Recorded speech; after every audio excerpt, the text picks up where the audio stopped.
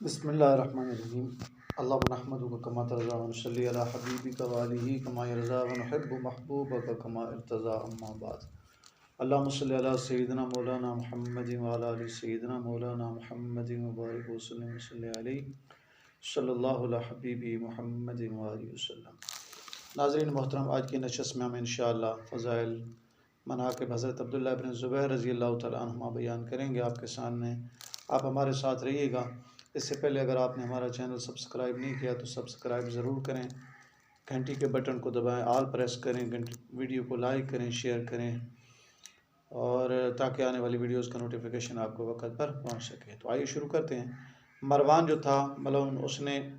حضرت عبد الرحمن بن ابی بکر رضی اللہ تعالیٰ عنہ کی توہین کی، نعوذ باللہ۔ آپ پڑھ چکے ہیں اور سن چکے ہیں میری اس ویڈیوز، میرے اس چینل پہ آپ ملاحظہ کر چکے ہیں۔ تو یہ حضرت عبد الرحمن، یہ حضرت ابوبکر صدیق رضی اللہ تعالیٰ عنہ کے فرزند اکبر تھے، بڑے فرزند تھے۔ اور حضرت عبداللہ بن زبیر رضی اللہ تعالیٰ عنہما یہ حضرت ابوبکر صدیق رضی اللہ تعالیٰ عنہ کے نواسے ہیں، یعنی دو ترین۔ ان کے خلاف حرم محترم پر صرف اس لیے فوج کشی کی گئی کہ انہوں نے یزید ملعون سے بیعت نہیں کی۔ آپ دیکھیں حضرت عبداللہ بن زبیر رضی اللہ تعالیٰ عنہ کے فضائل۔ حضرت عبداللہ بن عباس رضی اللہ عنہ کی زبانی فرماتے ہیں کہ حضرت عبداللہ بن زبیر رضی اللہ عنہ کی جلالت شان میں یہ الفاظ فرماتے ہیں کہ ان کے والد ماجد اما ابوہ فحواری النبی صلی اللہ علیہ وسلم یرید الزبیر و اما جدہ فصاحب الغار یرید ابا بکر و اما امہ فذاک النطاق یرید اسماء۔ یہ ساری روایت موجودہ صحیح بخاری میں باب قولی ثانی اثنین اذ ہما فی الغار، تو وہاں آپ دیکھ لیں کہ یہ روایت صحیح بخاری میں موجود ہے۔ فرماتے ہیں کہ ان کے والد ماجد یعنی حضرت زبیر رضی اللہ تعالیٰ عنہ نبی کریم صلی اللہ علیہ وسلم کے حواری تھے، اور ان کی نانا حضرت ابوبکر صدیق رضی اللہ تعالیٰ عنہ آپ صلی اللہ علیہ وسلم کے رفیق غار تھے، اور ان کی والدہ ماجدہ حضرت اسماء رضی اللہ تعالیٰ عنہ ذات النطاق، یعنی جنہوں نے ہجرت کے وقت حضرت صلی اللہ علیہ وسلم کا زاد سفر اپنے پٹکے سے باندھا تھا، اور ان کی خالہ ام المومنین حضرت ام المومنین حضرت ام عائشہ صدیقہ رضی اللہ تعالیٰ عنہا ہیں، اور ان کی پھوپھی جو ہیں ان کے ابا کی پھوپھی مراد ہیں، یعنی حضرت زبیر رضی اللہ تعالیٰ عنہ کی۔ تو حضرت صلی اللہ علیہ وسلم کی زوجہ محترمہ ہیں حضرت خدیجہ رضی اللہ تعالیٰ عنہا، حضرت اما خدیجہ الکبریٰ سلام اللہ علیہ ہیں، حضرت زبیر رضی اللہ تعالیٰ عنہ ان کی جو ہے پھوپھی، اور ان کی دادی جو ہیں حضرت صفیہ رضی اللہ تعالیٰ عنہا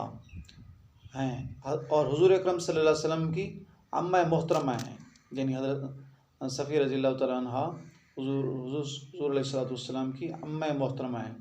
اور پھر وہ خود اسلام میں پاک باز اور قرآن پاک کے بکثرت پڑھنے والے ہیں، یعنی حضرت عبداللہ بن زبیر رضی اللہ تعالیٰ عنہما قرآن پاک کے بہت زیادہ پڑھنے والے ہیں۔ اما امتہ فزوج النبی صلی اللہ علیہ وسلم کہ یرید خدیجہ، اما امت النبی صلی اللہ علیہ وسلم فجدتہ یرید صفیہ۔ فرمایا کہ یہ ساری عبارت آ رہی سما عفیف فی الاسلامی، فرمایا کہ اسلام میں پاک باز ہیں، قاری للقرآن، قرآن پاک کے پڑھنے والے ہیں۔ ساری عبارت اگر آپ نے پڑھنی ہوئی فضائل مناقب کی تو آپ صحیح بخاری باب قولی ثانی اثنین اذ ہما فی الغار، تو یہاں جو ہے آپ ملاحظہ کر سکتے ہیں۔ مصاحف عثمانی کی کتابت میں حضرت عبداللہ بن زبیر رضی اللہ عنہ کی بھی شرکت ہوئی۔ یہ بھی پیش نظر ہے کہ یہ قرآن کریم جو اس وقت امت کے ہاتھوں میں ہے اور جس کو شب و روز ہم پڑھتے ہیں، اس کی نقلیں حضرت امیر المومنین حضرت عثمان ذو النورین رضی اللہ تعالیٰ عنہ نے اپنی نگرانی میں کرا کر ممالک محروسہ میں روانہ کی تھی، جو اس وقت جو ہے تمام علاقوں میں جہاں اسلام پھیل چکا تھا۔ ان مصاحف کی کتابت کے لیے حضرت امیر المومنین نے جن 4 حضرات کو نامزد فرمایا تھا ان میں سے ایک یہ بھی تھے، یعنی حضرت عبداللہ بن زبیر رضی اللہ تعالیٰ عنہ۔ حضرت عبداللہ بن زبیر کے فضائل احادیث کی روشنی میں دیکھیں۔ صحیح بخاری میں ان کی والدہ ماجدہ حضرت اسماء بنت ابی بکر رضی اللہ تعالیٰ عنہ سے مروی ہے کہ جب وہ ہجرت کر کے مدینہ طیبہ میں آئیں تو ان دنوں یہ شکم مادر میں تھے، یعنی اپنی والدہ محترمہ کے پیٹ میں تھے حضرت عبداللہ بن زبیر رضی اللہ عنہ، اور وضع حمل کی مدت قریب تھی، چنانچہ قباء کے زمانہ قیام ہی میں ان کی ولادت ہوئی ہے۔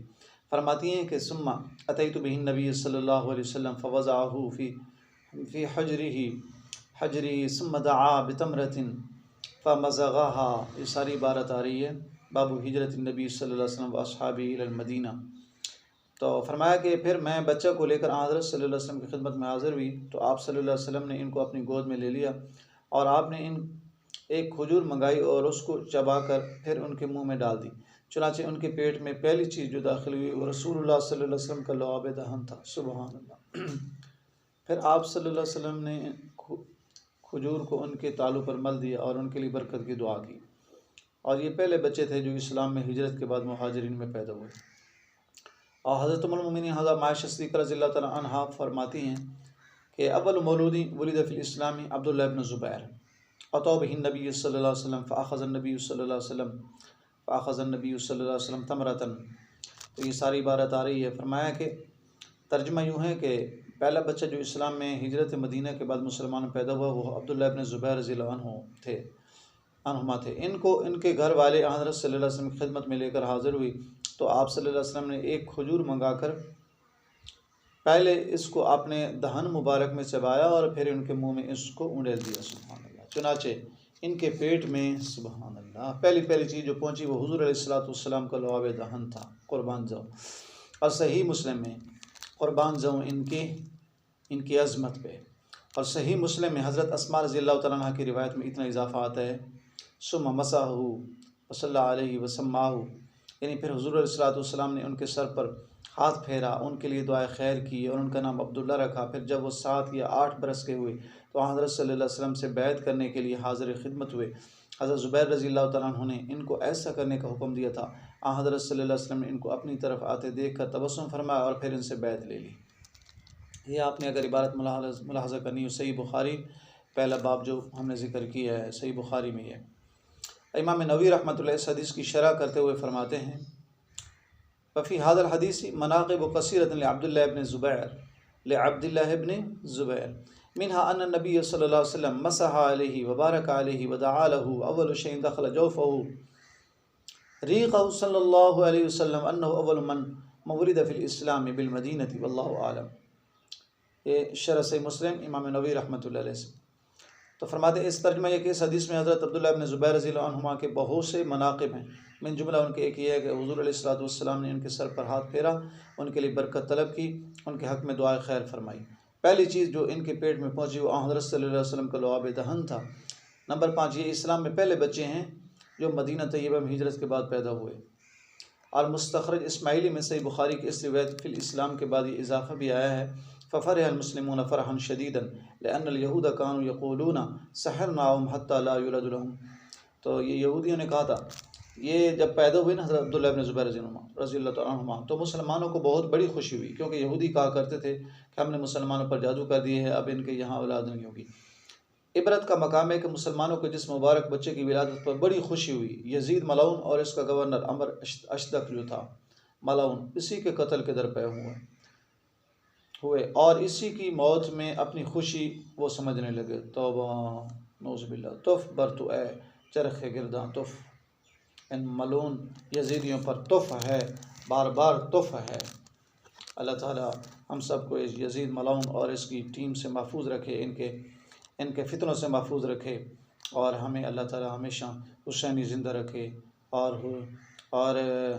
حضرت امام حسین علیہ السلام کے مبارک راستے اور اہل حق راستے پہ ہماری موت ہو ہمیشہ۔ ہمارے پیرگرانہ حسین علی کرم اللہ وجہ آپ کی ذات اقدس اور آپ کی اولاد ہمارے لیے ہمارا پیرگرانہ ہے۔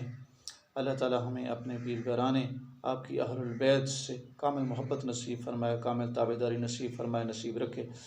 اور ہمارا حشر حضرت امام حسین علیہ السلام کی ذات اقدس کے ساتھ و آخر دعوانا الحمدللہ رب العالمین۔